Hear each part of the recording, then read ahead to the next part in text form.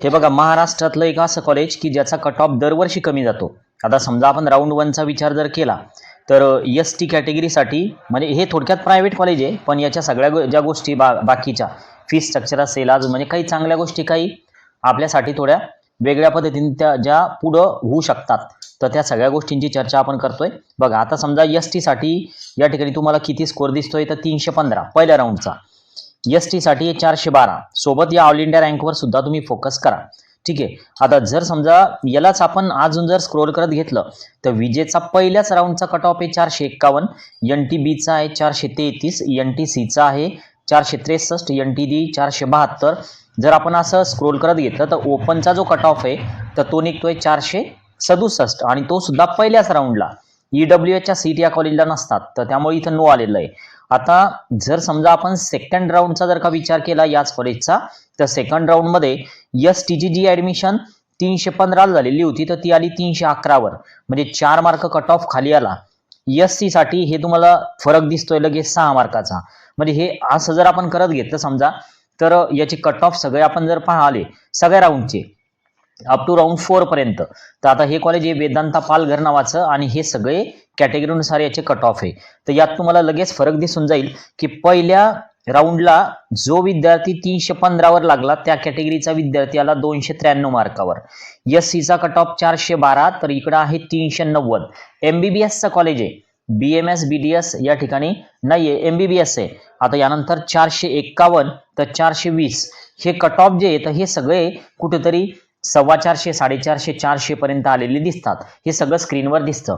पण आता या कॉलेजबद्दल आपण थोडी सविस्तर माहिती घेऊ की दरवर्षी या कॉलेजचा कट ऑफ कमी येण्याचे कारण नेमके काय असतात. आता हे जे कॉलेज आहे तर तुमच्या समोर कॉलेज सध्या दिसतंय की कॉलेजची वेबसाईट आहे. या वेबसाईटवर आपण जाऊन पाहू एकदा. तर पहा, आता यामध्ये जे अबाउट अस वगैरे हे सगळं दिलेलं आहे. 2017 मधलं हे कॉलेज आहे. हा डीनचा मेसेज आहे कॉलेजच्या वेबसाईटवर आणि हे स्क्रोलिंग मध्ये सगळे टॅब तुम्हाला दिसत आहेत. आता यामध्ये एक टॅब तुम्हाला दिसेल इकडं वरती कोपऱ्यामध्ये या साईडला बघा, इथं ऍडमिशन नावाची, इकडं परमिशन नावाची टॅब सुद्धा आहे. Maharashtra university of health science Nashik, की जी आपली युनिव्हर्सिटी आहे मेडिकल कॉलेजची, तर त्यासोबत याला परमिशन आहे, अफिलिएटेड आहे कॉलेज आहे, काही अडचण नाही. पण मग आता ऍडमिशन डिपार्टमेंटवर जर का आपण क्लिक केलं तर यामध्ये आपल्याला कोणकोणत्या बाबी पाहायला मिळतील, तर हे एकदा आपण चेक करूया. यामध्ये तुम्हाला दिसून आलं की पोस्ट ग्रॅज्युएट आणि अंडर ग्रॅज्युएट असे 2 प्रकारचे कोर्सेस आहे.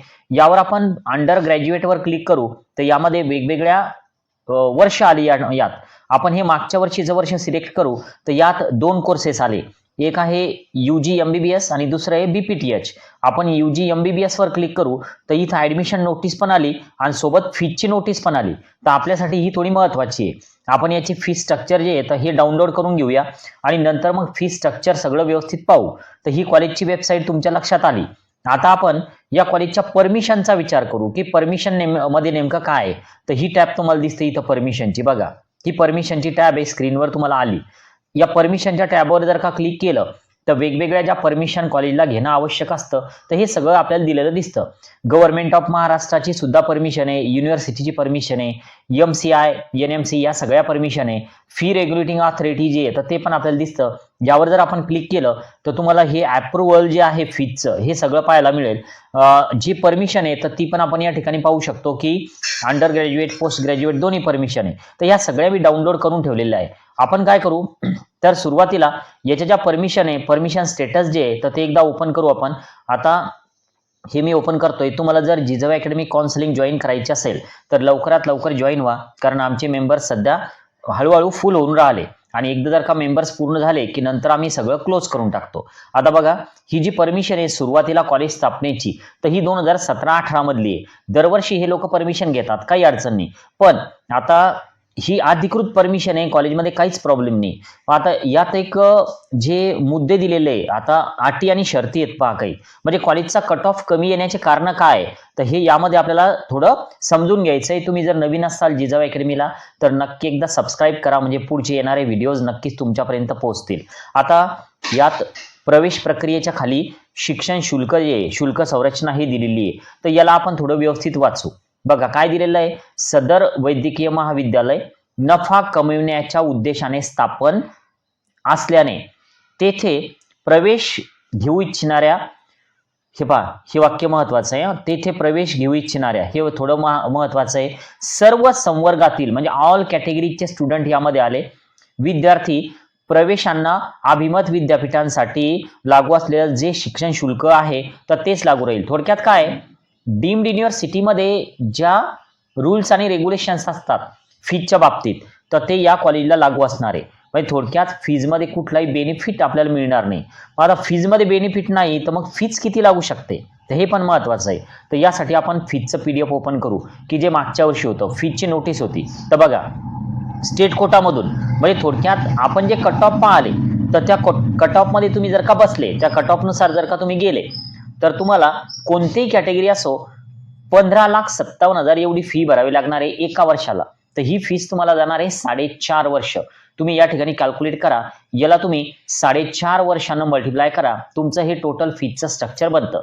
आता ही फीज नेमकी कोणती, तुम्हाला जर मॅनेजमेंटमधून ऍडमिशन करायची असेल तर हे तुम्हाला पर इयरचं फीज स्ट्रक्चर असणार आहे. आता जर आपण याला स्क्रोल करत घेतला अजून तर यात सीट मॅट्रिक्स आहे की कॉलेजला नेमक्या किती सीट्स आहे.